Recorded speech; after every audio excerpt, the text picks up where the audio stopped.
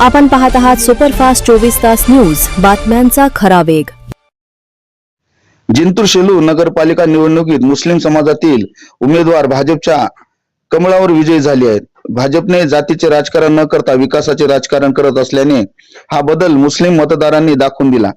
12 मुस्लिम नगरसेवक कमळावर विजयी झाल्यामुळे महापालिकेत देखील हाच फॉर्म्युला चालून महापालिकेवर भाजपची सत्ता आणणार असल्याचा आत्मविश्वास राज्यमंत्री तथा परभणीच्या पालकमंत्री मेघना बोर्डीकर यांनी व्यक्त केला. जिंतूर रोडवरील संपर्क कार्यालयात आयोजित पत्रकार परिषदेमध्ये पालकमंत्री बोलत होत्या. यावेळी माजी आमदार रामप्रसाद बोर्डीकर, ग्रामीण जिल्हाध्यक्ष सुरेश भुमरे, जिंतूरचे नगराध्यक्ष प्रताप देशमुख, शेलूचे नगराध्यक्ष मिलिंद सावंत, सोनपेठचे नगराध्यक्ष परमेश्वर कदम, माजी नगराध्यक्ष विनोद बोराडे यांच्यासह निवडून आलेले नगरसेवक आणि इतर पदाधिकारी उपस्थित होते. त्यासह मुस्लिम समाजातील विजयी झालेले सर्वच भाजप सदस्यांचा यावेळी सत्कार करण्यात आला. पुढे बोलताना नामदार बोर्डीकर म्हणाल्या की भाजपचा नारा सबका साथ सबका विकास असून त्याचे परिणाम आता दिसू लागले आहेत. भाजपने कधी हिंदू मुस्लिम असा भेदभाव केला नाही. त्यामुळे पालिका निवडणुकीत 12 मुस्लिम समाजातील नगरसेवक कमळावर निवडून विजयी झाले आहेत. त्यांच्या वॉर्डामधून नगराध्यक्ष पदालाही तेवढेच मते मिळाले आहेत. मुस्लिम समाजाने देखील भाजपवर विश्वास टाकल्याने यावरून स्पष्ट दिसत आहे. तेव्हा त्यांच्या विश्वासाला कधीच तडा जाणार नाही असे काम आम्ही करणार नाहीत. जिल्ह्यात भाजपने 86 जागांपैकी 34 जागांवर विजय मिळवला आहे. 2 नगराध्यक्ष कमळावर व सोनपेठ नगराध्यक्ष विकास आघाडीचा तो देखील भाजपच्या विचाराचाच आहे. गंगाखेडमध्ये सुद्धा रामप्रभू यांना अपयश आले आहे. त्याचे देखील आम्हाला चिंतन करणार आहोत. येणाऱ्या काळात 100% गंगाखेड विधानसभेमध्ये भाजपचे वर्चस्व वाढवायला दिसेल असे आम्ही काम करणार आहोत. पाथरीत भाजपचे उमेदवार न देता त्या ठिकाणी शिवसेनेला मतदान केल्यामुळे त्यांचा विजय झाला. जिल्ह्यात भाजपची मतांची टक्केवारी वाढली असल्याचा दावा त्यांनी केला. प्रथमच कमळाची स्थापना झाली असंच म्हणायला लागेल. जिंतूर शहरामध्ये भाजप 40 वर्षाखाली एक ठिकाणी एका वार्डमध्ये निवडून आले. त्याच्यानंतर आता एवढं भाजपच सत्ता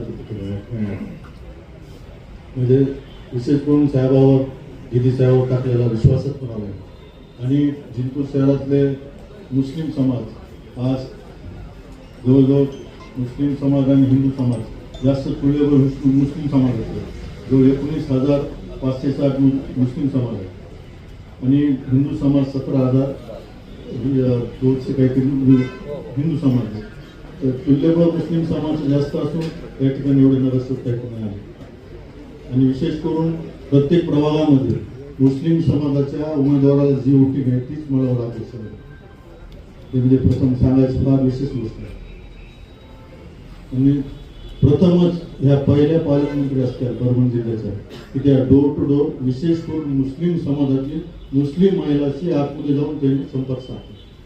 त्यामुळे मुस्लिम तरुणी असतात, मुस्लिम वयोवृद्ध महिला असतात, त्या पण तो ऑफिस कामाला हे आम्हाला व्यस्त प्राप्त विशेष बाब म्हणजे त्यांच्या रसील पठाण यांनी पण फार जिंतूर शहरामध्ये मेहनत नगर परिषदेसाठी मराठवाड्याची ओळख आहे. या शहराला आमचं शहर हे जिंतूर विधानसभा मतदारसंघात येतं. जिल्ह्याचे नेते, लोकनेते, आदरणीय माजी आमदार रामप्रसाद बोर्डीकर साहेब आणि जिल्ह्याच्या पालकमंत्री, राज्यमंत्री, अतिशय अभ्यासू व्यक्तिमत्व मेघनादेवी बोर्डीकर यांच्या मार्गदर्शनाखाली आम्ही निवडणूक लढली. त्या ठिकाणी 26 प्रभाग होते आणि आतापर्यंत इतिहास आहे जेव्हापासून नगर परिषद स्थापना झाली तेव्हापासून तिथं कधीही कमळ फुललं नाही. त्या ठिकाणी आम्ही 14 नगरसेवक आणि 1 नगराध्यक्ष अशा प्रमाणात आम्ही चांगला स्कोर काढलेला आहे. आणि जनतेचे जे प्रश्न आहेत, जवळपास 1 लाख लोकवस्तीचं गाव आहे ज्यामध्ये 46,000 मतदार आहेत आणि अनेक नवीन वस्त्या झालेल्या आहेत. आजूबाजूला पुनर्वसित गावं सुद्धा आमच्या शेलू शहराला जोडलेले आहेत. लोअर दुधनाची विस्थापित गावं झाले. त्या ठिकाणी रोड, नाले, पथदिवे आणि वाढी पाणी पुरवठ्याची योजना जी लोअर दुधना डॅमहून दिली, दिदींनी मंजूर केलेली आहे ती. आणि भूमिगत गटाराचा एक प्रश्न आहे. जुने जे वस्त्या आहेत तिथं गटार वाहून नाल्याचं पाणी रोडवर येते, भूमिगत गटार. आणि तिथं एमपीएससी UPSC करणाऱ्या विद्यार्थ्यांसाठी दिदीने अभ्यासिका अभ्यासिकाचं प्रायोजन केलेलं आहे. अभ्यासिका एक तिथं मोठी करणार आहोत. वाचनालय आहे आमच्याकडे मोठं, त्या वाचनालयाचं वाढीव करण्याचं काम सुद्धा करण्यात येणार आहे. आणि अशा पद्धतीने विकासाचे कामं तिथं आम्ही करणार आहोत आदरणीय दिदी आणि आदरणीय साहेबांचे नेतृत्व. आणि आमचं एक आहे त्याच्यामध्ये किंवा आमचे पॅनल प्रमुख साहेबांनी जे दिले होते त्याच्याजवळ बोर्ड असेल म्हणजे आमचा गड आला पण आमचा सीए गेला. थोडंसं त्यांनी दुर्लक्ष केलं. शेलू शहरामध्ये जे चुकीच्या पद्धतीनं काही झालं आमच्या सोबत घेतलेले लोक सुद्धा आमच्या काही लोक विरोधात होते, पक्षातले काही लोक होते आणि ते थोडे विरोधात होत असल्यामुळे विरोधात स्वतःच्या वार्डाकडे लक्ष न देता संपूर्ण शहरात ते फिरले. वार्डात दुर्लक्ष झाल्यामुळे थोडं तिथे गफलत झाली.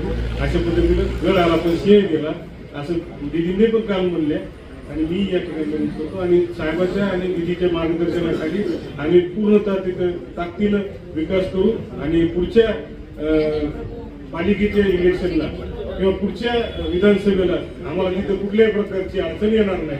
आम्ही निश्चितच तिथं जास्तीत जास्त मताधिक्य एवढं बोलतो आणि सेवकाला विचारावं लागलं. पहिलं विचारलं ते म्हणजे आम्ही दिदी सोबत आहे. सध्या आम्ही दिदी सोबत आहे आणि 25 वर्षाची सत्ता फक्त आम्ही 35 दिवसाच्या मेहनतीमध्ये त्याला सोडून लावलाय आणि ह्या पद्धतीनं आम्ही तिथं विजय मिळवला.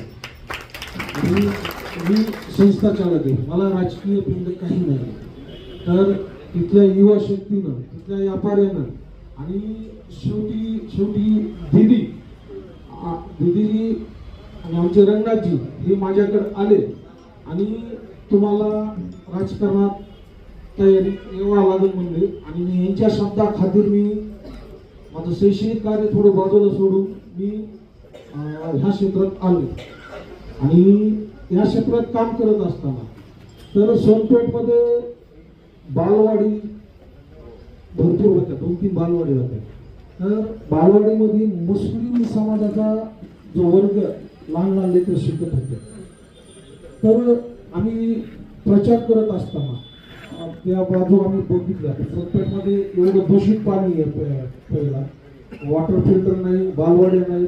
मग आमचे जे मुद्दे होते तिथले तर पहिलं आम्ही बालवाड्या सत्तेत आले की आम्ही बालवाड्या ओपन करायचा हे केलेलं आहे सांगितलेलं. आणि नंतर वॉटर फिल्टर बी शुद्ध पाण्याचं एक सांगितलेले. आणि पुढे चालून बी सोनपेठमध्ये विकास म्हणजे कसा माहितीये का, 5 वर्षाला त्याच रस्त्यावर रस्ते बस, बाकी दुसरं काही नाही विकास सोनपेठमध्ये. व्यापारी नाही. जे जिनिंग चालू होत्या 5-7 तर ह्या स्वतः नगर अध्यक्षानं माझी त्याच्यात पार्टनरशिप करून त्या बंद पाडल्या. त्याचं एक उत्तम उदाहरण देतो. 2004ला सोनपेठमध्ये आणि आजूबाजूला बीड जिल्ह्यात 5-6 जिनिंग होत्या. तर स्वतः तो म्हणजे ते सरिलं आणि त्यानं काय सांगितलं की मानवतला जायला 400 ते 500 रुपये भाडं लागते. तुम्ही या सोनपेठच्या शेतकऱ्याकडून त्या कमी ह्याच्यात तो भाव द्या. अशा पद्धतीने आमचं तिथलं मार्केट बी कापसाच्या जिनिंग आज टोटल एक जिनिंग चालू आहे. जे की गुजरातमध्ये सोनपेठचा गटानिशन प्रसिद्ध होती आमची. भागा दुसरीकडे 30-30 राहायचा तर आमचा 33 राहायचा. अशा पद्धतीनं सोनपेठचं मार्केट बाजारपेठ काय ते सगळं संपुष्टात आलेलं. बस एवढं 2 शब्द होते.